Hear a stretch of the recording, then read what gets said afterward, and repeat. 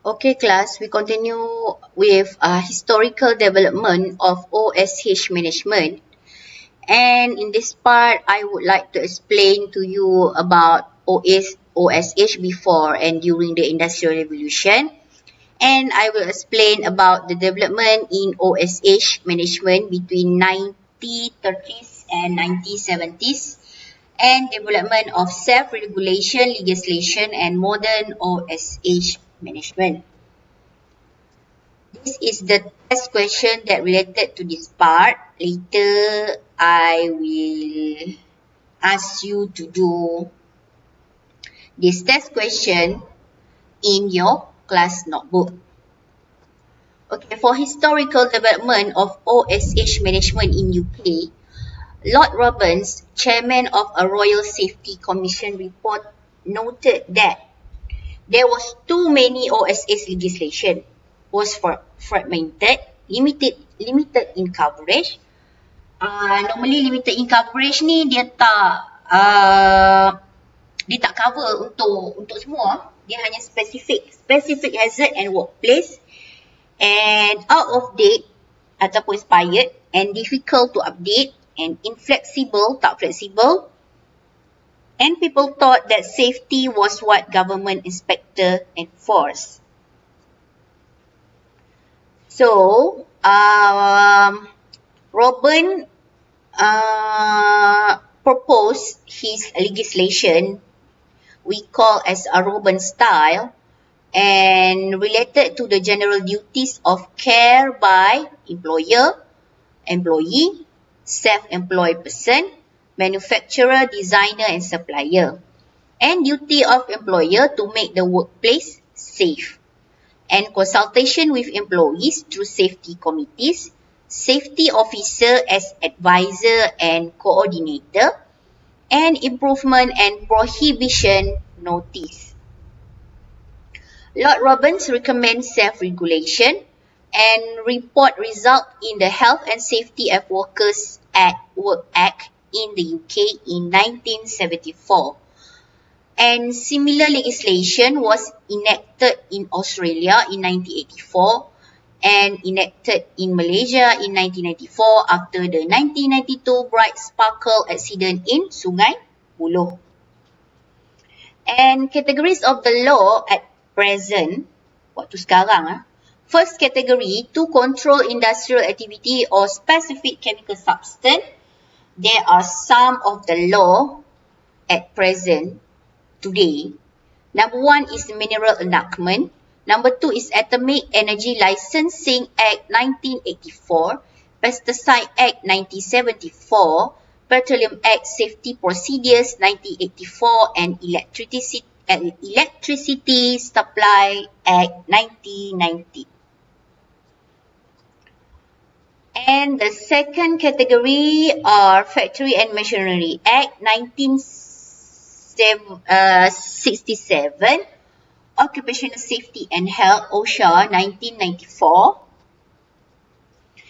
and Periodical Claim in Safety.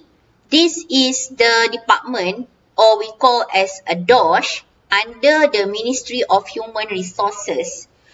DOSH is the abbreviation for Department of Occupational Safety and Health.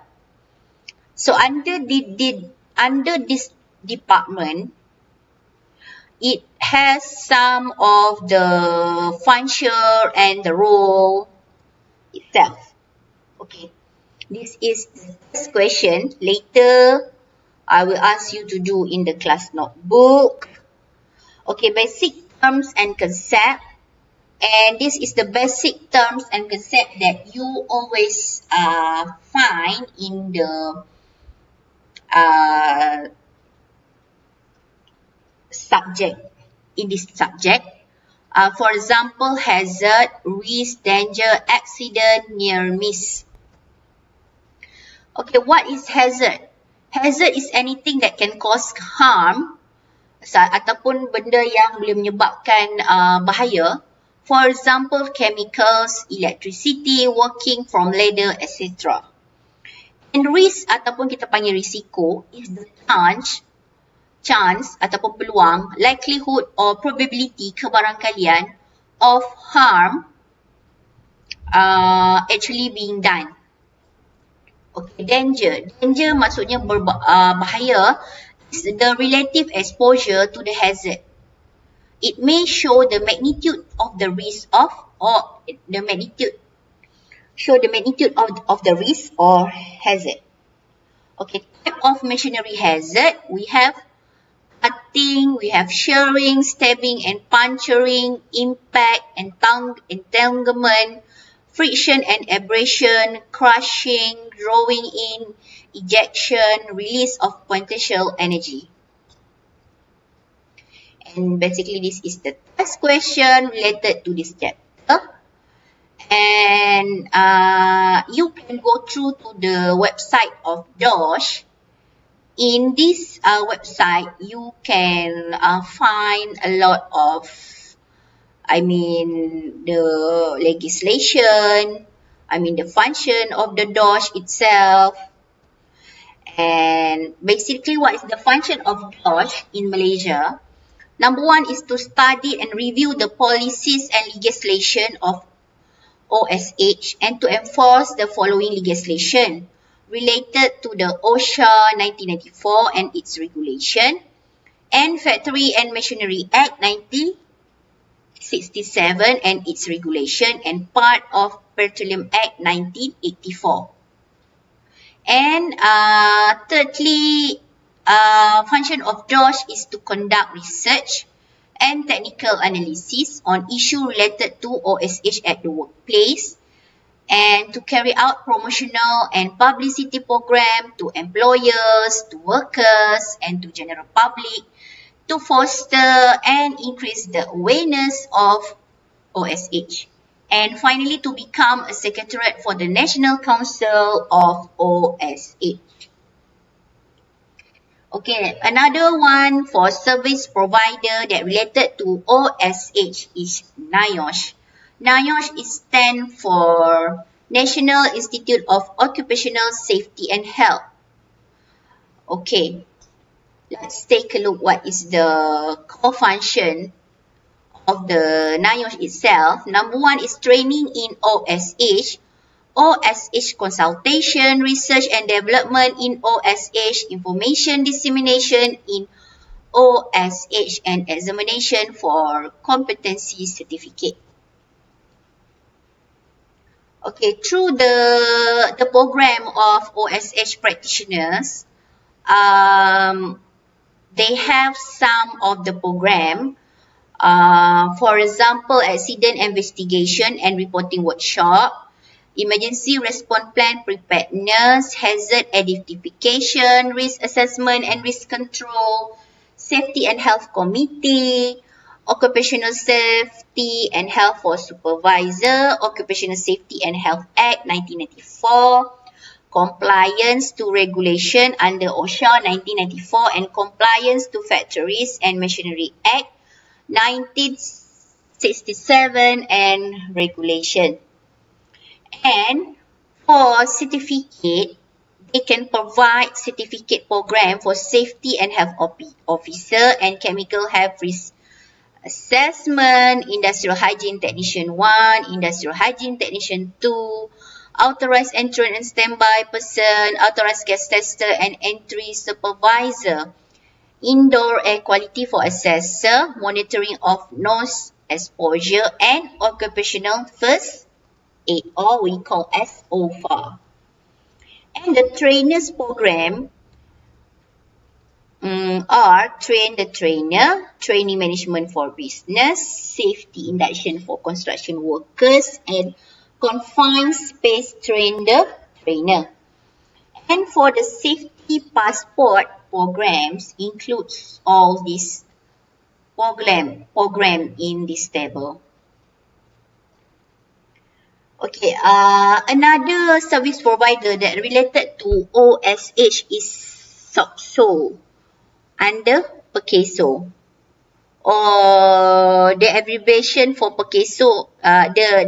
The full name for the PERCASO is Pertubuhan Keselamatan Sosial. And the function of the SOCSO is registration of employers and employees, and collection of contribution from employers and employees, payment of benefits to workers and or their dependents when tragedy strikes, provision of physical and vocational rehabilitations benefits, and promotion of awareness of occupational safety and health. Okay, this is the test question related to the NIOSH and also the DOS. Okay, before I end my presentation, I would like to give some example of the function of the SOCSO. Actually, this is my experience, during my experience. Okay, about 10 years ago, actually my aunt in the way to her workplace, she worked as a rubber taper at big rubber taper plantation. I think not Sam Darby. I'm not remember the name of the plantation, but during way, she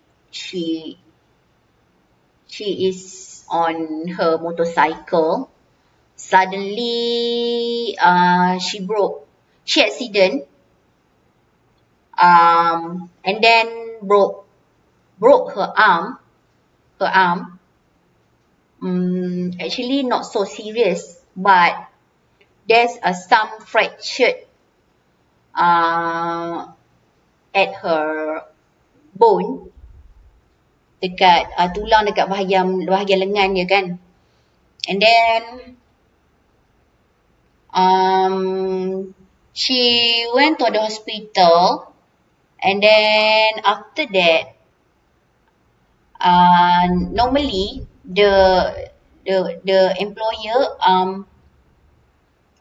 have the SOCSO for each of her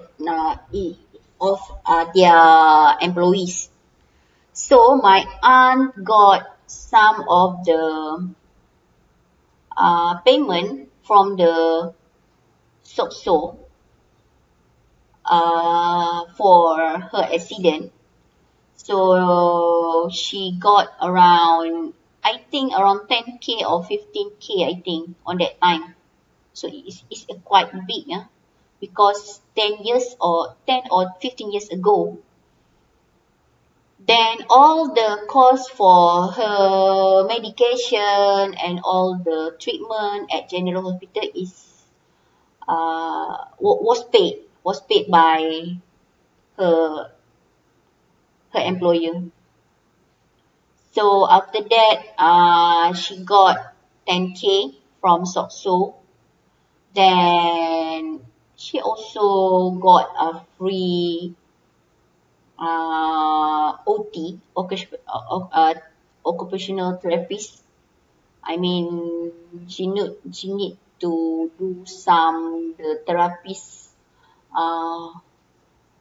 on her hands to improve the movement of her hand and arms. So it's good. It's good. But actually the SOCSO is really give the benefit for employee no not for not for employer, for employees or workers that encountered the major or minor accident during work or to go to work or come back from work. Also, I have another example. My husband, her aunt also, accident with car. He worked as an engineer at a very big multi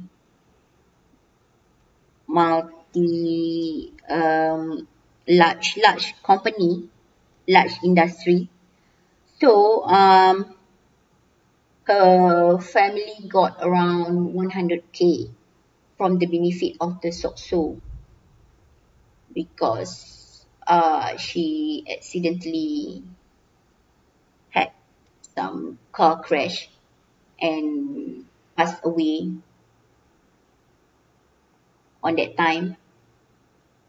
So SOCSO pay all for the loss of her family. Around 100K, I think. Okay. So by time you will know the function of the SOCSO, the function of the DOSH, the function of the NIOSH related to our real life.